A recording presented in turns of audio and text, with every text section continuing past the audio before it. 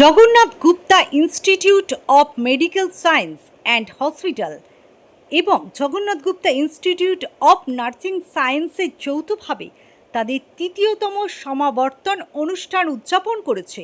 বজবজের James central ক্যাম্পাসে আয়োজিত এই অনুষ্ঠানে 2020 থেকে 21 ব্যাচের MBBS, 2022 থেকে 23 ব্যাচের MD MS এবং 2021 থেকে 22 ব্যাচের BSc নার্সিং কোর্সের উত্তীর্ণ শিক্ষার্থীদের ডিগ্রি প্রদান করা হয়।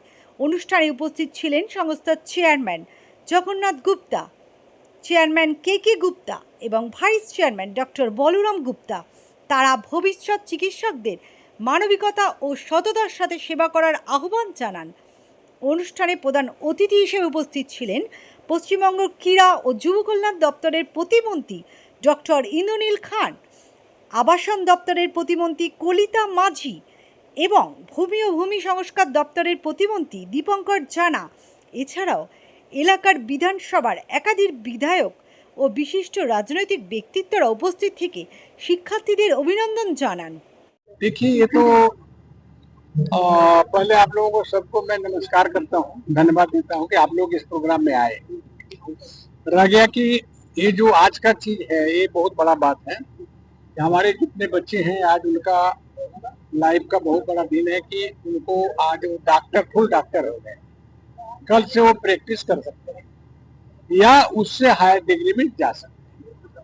तो मैं यही बोलूँगा कि आज उनके माता पिता को अपने उन लोगों ने सपना पूरा किया और अपने मेहनत को लोग सफल बनाया। 100 बच्चे 5 साल लग जाता है। देखिए, हम लोग फुल आशा कर रहे हैं कि ये लोग काम करेंगे। अब रह गया वो तो सामने आएगा, देखेंगे। लेकिन काम करने का हमको उम्मीद है कि डबल इंजन बोल दिया ना, एक तो यहाँ इंजन है, एक ऊपर इंजन है। तो अगर ये नहीं करेगा तो ऊपर वाला इंजन ठेला मारेगा, नहीं तो काम तो करना ही है। तो हाँ, एक बात है कि शुभेंदु बाबू एनर्जेटिक आदमी है, काम वो करेंगे और उनका मूड अभी वैसा काम करने का। ये तो देखा है कि उन्होंने कमाल कर दिया है। और मैं तो बोलूंगा कि यहाँ बीजेपी को बहुत तगड़ा स्ट्रॉन्ग कर दिया। हाँ, रह गया कि एक आध चीज है कि आइन पब्लिक को हाथ में नहीं लेना चाहिए, ये बात है मेरी, बस। और कुछ कोई शिकायत नहीं है कि आयुष्मान भारत आने से हम लोगों के लिए बहुत आराम हो जाएगा। और ऐसा नहीं है कि उसमें बहुत डबल है, लेकिन इससे बेटर जो देखा है हमने, तो आयुष्मान आने से कोई तकलीफ नहीं होगा। कारण कि बहुत काट छाट चल, क्योंकि अभी हम लोग आशा करेंगे ना, हम तो ये नहीं बोलेंगे कि 100% करेंगे, आशा करते हैं कि लोग अच्छा काम करेंगे। जब अच्छा काम नहीं करेंगे तो हम लोग बोलेंगे आप लोग सामने कि गलत हो रहा है। ये तो काम है, ड्यूटी है, हम लोग देश के लिए তো বলি सकते हैं। আমি তাদেরকে অসংখ্য ধন্যবাদ জানাই, কারণ এই ডাক্তারি প্রফেশনের মাধ্যমেই সত্যিকার অর্থে যদি কেউ সোশ্যাল কাজ করতে চায় সেটা এই ডাক্তারি প্রফেশনের মাধ্যমেই সম্ভব।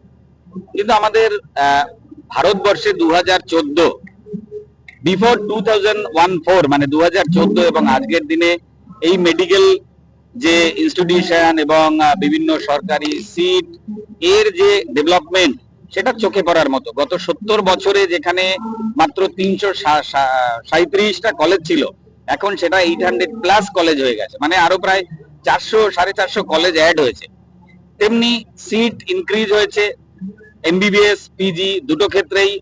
জগন্নাথ মেডিকেল কলেজ যেটা রয়েছেন, এখানে যিনি প্রতিষ্ঠাতা আছেন তিনি এই কলেজটি প্রতিষ্ঠাতা হওয়ার পরে 3টে ব্যাচ এটা নিয়ে হলো, যারা এখান থেকে পাশ করে বেরোচ্ছে।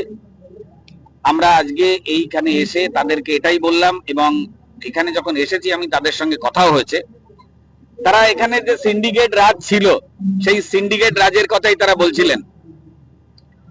গত 2 বছর পর্যন্ত এখানে তারা কার্ডিয়াক ডিপার্টমেন্ট চালু করার জন্য তারা পুরোপুরি সেটআপ তারা করে রেখেছেন, কিন্তু গত 2 বছর ধরে পশ্চিমবাংলার যে সরকার, সেই সরকার ইন্সপেকশন আটকে রেখেছিল। আমরা তাদেরকে এটাই আশ্বস্ত করেছি যে এখন ডবল ইঞ্জিন সরকার এসছে, ভারতীয় জনতা পার্টি সরকার এসছে, সেই সরকার সর্বদা মানুষের পাশে, ব্যবসায়ীদের পাশে। এবং আপনারা এই যে নোবেল যে ওয়ার্ক করতে যাচ্ছেন, নোবেল যে কাজ করতে যাচ্ছেন, তার জন্য যত তাড়াতাড়ি সম্ভব আমরা সেই প্রসেস কমপ্লিট করে আপনাদেরকে যে প্রয়োজনীয় সার্টিফিকেশন, যে প্রয়োজনীয় ছাড়পত্র, সেটা আপনাদেরকে দেওয়া হবে এবং আপনারা কার্ডিয়াক ডিপার্টমেন্টও আপনাদের এখানে খুলতে পারবেন। এটুকু আমাদের ওনার সঙ্গে কথা হয়েছে এবং এর পরবর্তী পর্যায়ে অবশ্যই আমাদের হেলথ মিনিস্টার আছেন, ওনার সঙ্গেও কথা হবে এই বিষয় নিয়ে। ভালো লাগছে যে আমাদের পশ্চিমবাংলায় এরকম একটা দুটো কলেজ আছে যেখান থেকে আমাদের বেসরকারি ক্ষেত্রেও ছাত্ররা ডাক্তারি পড়ে বেরোচ্ছে।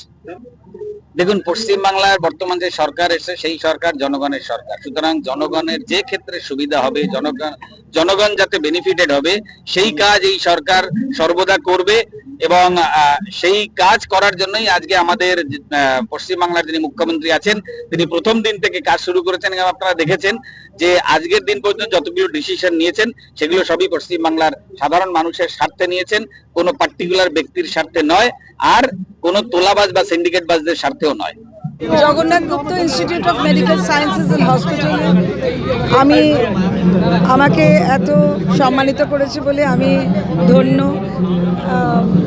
অনেক ভালো পড়াশোনা করছে বাচ্চারা, 3টে ব্যাচ অলরেডি বেরিয়ে গেছে। এরকম সারা ওয়েস্ট বেঙ্গলে আরও মেডিকেল সায়েন্সেস হবে, প্রতিটি ডিস্ট্রিক্টে হবে, আমাদের অনারেবল চিফ মিনিস্টার বলেছেন। এবং এরা আমাদের ডাক্তাররা যদি বেশি বাড়ে তাহলে আমরাও অনেক ভালো করে বাঁচবো, অনেক বেশি দিন বাঁচবো, আমরা ঠিকঠাক ডাক্তার পাবো। So it's a great it's a wonderful profession and I wish them all the best and I congratulate them all. সব এগিয়ে যাবে। আপনারা দেখতে থাকবেন, আপনাদের আগামী 5 বছর একটা সোনার বাংলা অনেকটাই আপনারা দেখতে পাবেন। আমাদের সেই ড্রিম আছে, শুধু ড্রিম না, we have already seen at the back of our heads, আমরা সব দেখতে পেয়েছি। একটা সিনেমার ডিরেক্টর যেমন তার ছবিটি পুরোটা মাথার পেছনে দেখতে পান, তেমনি আমরাও দেখতে পাচ্ছি what Bengal will become. We have made the Bengal as a special health, special in a health, special in a education, special in a transportation. Each and every sector Bengal will make the golden periods. We have to make the gold periods in West Bengal. This is a special speech for given by her, and I'm really thanks to ma'am that he has made the contribution for the BJP government, and I'm really thanks to you as a social worker for ma'am. যাতে করে সমস্ত ডাক্তাররা ছিলেন যারা নতুন doctor হতে চলেছে, certificate পেয়েছে, এবং আরও যারা ছিলেন পুরনো যারা ডাক্তার ছিলেন, ভালো সব ডাক্তার ছিলেন, আজকে এই অনুষ্ঠানে এসে আমার খুব ভালো লেগেছে। আগামী দিনে আমি দেখতে পাচ্ছি যে একটা আলোর দিশা পাচ্ছেন ডাক্তাররা, যে ভালো ট্রিটমেন্ট পরিষেবা এগুলো পাবে, সেটাই আমি দেখতে পাচ্ছি। আর এই প্রোগ্রামটা খুব জরুরি দরকার ছিল, যে এই অনুষ্ঠানটা এই জন্যই দরকার ছিল যে অনেকের অনেক কিছু মনের বক্তব্য ছিল যে পড়াশোনার ক্ষেত্রে, এই ম্যানেজমেন্টের ক্ষেত্রে, সেগুলো আজকের এখানে মোটামুটি ভাবুন ফ্রেশ একটা হয়েছে, জায়গা দাঁড়িয়েছে। আশা করবো এই যে হসপিটালটা একটা বড় জায়গায় যাবে আগামী দিন, আমি আশা করছি।